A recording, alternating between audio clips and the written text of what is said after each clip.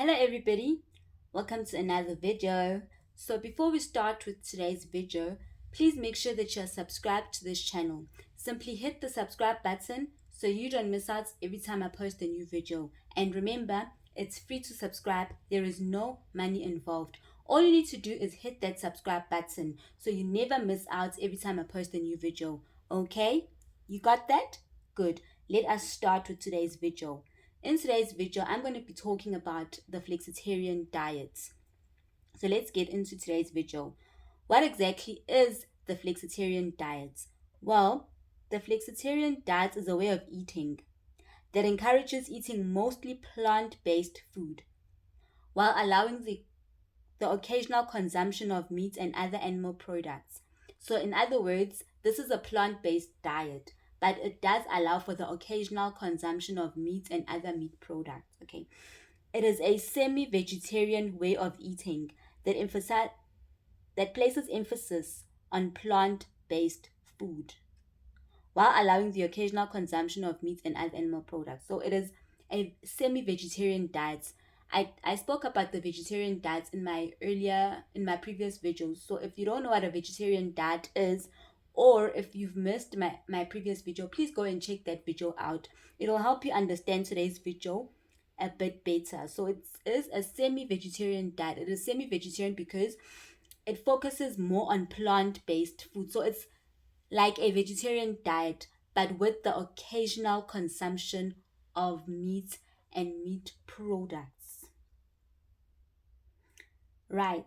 The name flexitarian comes from the word flexible and vegetarian. So it is a combination of the word flexible and vegetarian. So basically, in other words, it is a flexible vegetarian diet because it allows for the occasional consumption of meat.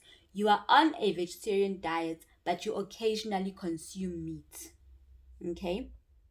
So it is more flexible than a fully vegetarian diet or a vegan diet in the sense that it allows the occasional consumption of meat, which is where the difference comes in between the fully vegetarian diet and the flexitarian diet. This is the flexible vegetarian diet. You're on a vegetarian diet, but you occasionally consume meat. You occasionally consume animal products. So let us break this down. Let me break this down for you. What exactly can you eat on a flexible vegetarian diet, on a flexitarian diet? So you are allowed to eat the following food on a flexitarian diet.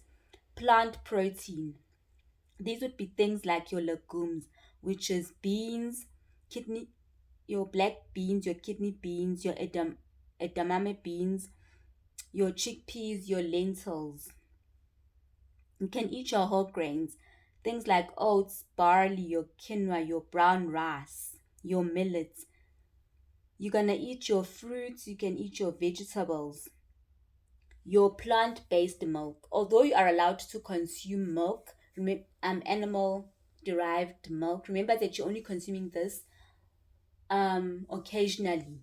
So you can do plant-based milk, things like your coconut milk, your almond milk, your cashew nut milk. You can consume eggs and dairy products. If you don't have any issues with these, you can consume them. Things like your nuts, your nut butters, your almond nuts, your pumpkin seeds, your cashew nuts, your chia seeds, your healthy oils and your spices. And then in moderation or occasionally, you can consume the following food. So the ones I mentioned now, you can consume in abundance as much as you want. This you can eat occasionally. This is your moderation food. These are the foods that you can limit. They are allowed, but within limitations. This is your meat. Meat would be things like your beef, your pork, your lamb, your game meat, your venison, your poultry, things like your chicken, your turkey, your duck, your goose. And then we have our fish and seafood, which would be things like your salmon, your shrimp, your calamari, your tilapia, your cod.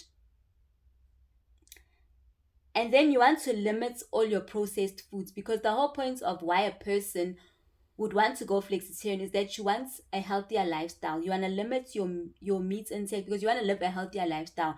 So you want to limit your intake of anything that is processed, things that have added sugar, your refined carbohydrates, things like that. You would also want to limit that. So let us look at, now I've already mentioned what you can eat. Now let us look at what you want to avoid or what you want to limit in your diets, what you want to eat as little of within your diet, which more I would say you want to avoid eating these foods. But then if you can't avoid it, then rather limit your intake of these foods. These are your processed meats. And as much as, yes, you are allowed to eat meat, but you want to eat the more quality meat, the genuine meat. You want to stay away from your more refined meat, your more processed meat. Things like your bacon, your sausages, your salami, your polony, your Viennas and Russians. You want to try and stay away from the processed meat, or you want to limit your intake of processed meat. Things like your refined carbs. You want to also stay away from your white bread, your white rice, your bagels, your croissants, things that have added sugar, your sweets, things like ice cream, cool drink, things like your milkshake, your cakes, your biscuits. You wanna limit your intake. Things like your fast food, your hot dogs, your hamburgers, your fries, you want your chicken nuggets. You wanna try and make this diet, or should I say this lifestyle, as healthy and as nutritious as possible. So now I've talked about what you can and cannot eat. Let us look about the downside. So if you are contemplating on becoming a flexitarian, or you're thinking about limiting your intake of meat and focusing more on your plant-based foods, here are some things that you should consider if you are thinking about going flexitarian, or if you are thinking about cutting down on your intake or reducing your meat intake.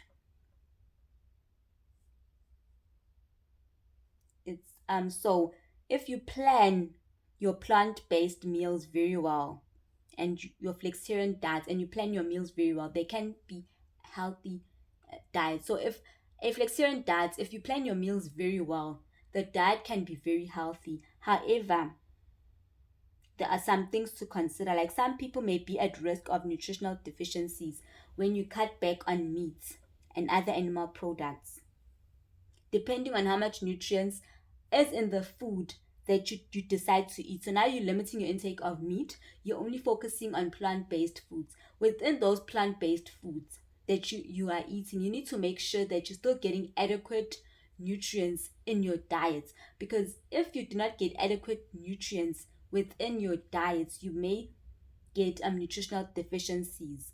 So these are the nutrients to look out for to ensure that you're still getting enough of. This is your vitamin B12, your zinc, your iron, your calcium, and your omega-3 fatty acids. Now, I did explain this in detail when I spoke about the vegan diet. If you go to my video where I spoke about the vegan diet, you'll find these vitamins and minerals. I did emphasize them in greater detail to say that since you are cutting back on animals, on your meat, on animal protein, you might find that since red meat is the highest in vitamin B12, meat is the highest in vitamin B12. Vitamin B12 cannot be found in plant-based foods, and your body cannot produce vitamin B12. So if you're cutting back on your consumption of meat, then you need to make sure that you take a vitamin B12 supplement to avoid a vitamin B12 deficiency. This is very important. The same with iron, calcium, zinc, and omega-3 fatty acids. So when you're cutting back on your consumption of meats, make sure that the foods that you're taking in still provide you with the vitamins and the minerals that you need. And if you're unable to get sufficient of these vitamins and minerals from your plant-based foods, then I would advise that you do supplements with nutritional supplements, just so that you do not get any deficiencies. Please go to my previous video where I spoke about the vegan diets, I did explain in detail what the functions of all these vitamins and minerals is and their importance, and why it is important that even on a plant-based diet you still get sufficient nutrients into your body, because deficiencies can lead to serious health conditions. So that is very, very important. This is something to consider whenever you're contemplating or you're thinking about going on a plant-based diet. These are the things that you want to consider or bear in mind, or be mindful of, be aware of, that now I'm on a plant-based diet. I'm no longer eating meat as much as I used to.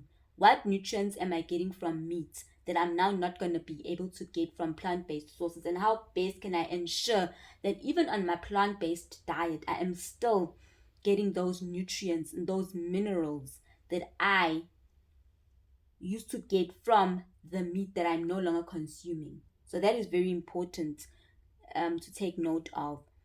And then lastly, are there any health benefits or potential benefits to going flexitarian, or to cutting back on meat and focusing more on the plant-based food? So eating a flexitarian diet may provide you with several health benefits.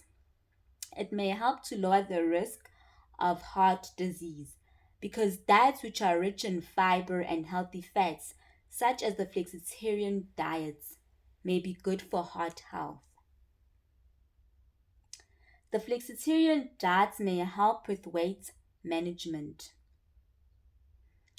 Flexitarian diets often limit high calorie, high processed foods, and they focus more on plant based foods that are naturally lower in calories.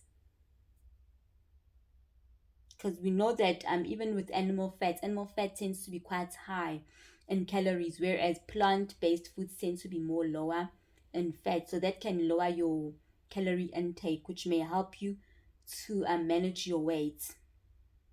It may help you to reduce the risk of type 2 diabetes. A plant based diet that emphasizes healthy plant based foods may help to reduce the risk of type 2 diabetes. So remember that these benefits, you will only reap them if you focus on healthy, whole plant-based foods. If you are still eating the processed food, then you may not reap these benefits. Then you're gonna come here tomorrow and say, yeah, I was told that the flexitarian diet is healthy. Why am I not reaping the benefits directly? No, these benefits, you'll only reap them if you focus on eating healthy plant-based foods. Here we're talking about somebody who is on a healthy plant-based diet, so it's following the healthier side of plant-based foods, who is somebody that is eating whole grains instead of refined grains or refined carbohydrates. Somebody who's focusing on a whole foods, who's eating fruit, who's eating vegetables, legumes. Somebody who's not eating processed junk. Somebody who's not eating, yes, like your fish fingers and things like that, but you're rather focusing more on the whole foods, the healthy food. You may reap these benefits. And then it also helps to lower the risk of cancer. Diets high in healthy plant-based foods are linked to a reduced risk of certain cancers. And then it may also be good for the environment, because reducing the consumption of meat can help preserve natural resources by decreasing the greenhouse gas emissions and land and water use. So in conclusion, the flexitarian diet can be a healthy way of eating, provided that it is done right and then it is done the healthy way. If you're looking to add more plant-based foods to your diet, but you don't want to completely cut out the meat, then going flexitarian may be the best diet for you. The flexitarian diet, you are getting the best of both worlds with a flexitarian diet. You are eating plant-based foods, you are on a vegetarian diet, you are eating plant-based, healthy, whole foods, while at the same time you're still allowing yourself the occasional consumption of meat. So you're not depriving yourself of anything. You're getting the best of both worlds. So if you are thinking of reducing your meat intake and going more plant-based, but you don't want to completely cut out the meat from your diet, then I would say that a flexitarian diet or a flexible vegetarian diet would be best suited for you or for somebody like that. And remember, whenever you are deciding to change your diets or when you are thinking about changing your diets, always consult with the health professional, somebody who can best advise you, who will do the necessary tests and advise you to see which diet is best for you and your health. Because it's not every diet, let's be honest, not every diet is suitable for everybody type. Not every diet will work for everybody. That's why I say please consult a health professional if you are deciding of maybe going on a plant-based diet or you're thinking of changing your diets, because that health professional will advise you better will do tests and will see, okay, your body, you have this issue, you have this issue. Then they'll advise you, okay, eat these types of foods, or this is the best diet suited for you and your individual needs and your health goals and your lifestyle. So don't always take advice that you hear on the streets. If somebody comes now and says, "Hey, I've heard about this diet, I'm on this diet, I'm doing this diet," because there's always trends going around with certain diets, but always do your research. Make sure that that diet is right for you. Consult the necessary health specialists. Don't put your life and don't put your health at risk just because you want to follow the latest trend or the latest diets. Please do not do that. Okay. And with that said, I have come to the end of my flexitarian diets talk or flexitarian diet segment. I hope that you've learned something from the flexitarian diets from today's segments. I hope that this is something, if you are looking at changing your diet, you will of course consult a health specialist. I hope that I've just given you more insights into a different way of eating, or rather a different lifestyle. Maybe this is something you've heard what I've said and maybe you're thinking about doing this. Maybe it's something you didn't know existed. I hope that you've taken something away from this video. I hope that I've imparted some knowledge on you. And if you enjoyed my video, please don't forget to subscribe to this channel. Remember, it is free to subscribe. There's no money involved. All you have to do is simply hit the subscribe button to become part of this channel so that you never miss out every time I post a new video. Okay? Right. Thank you so much for watching. Do catch me on my next video. Bye.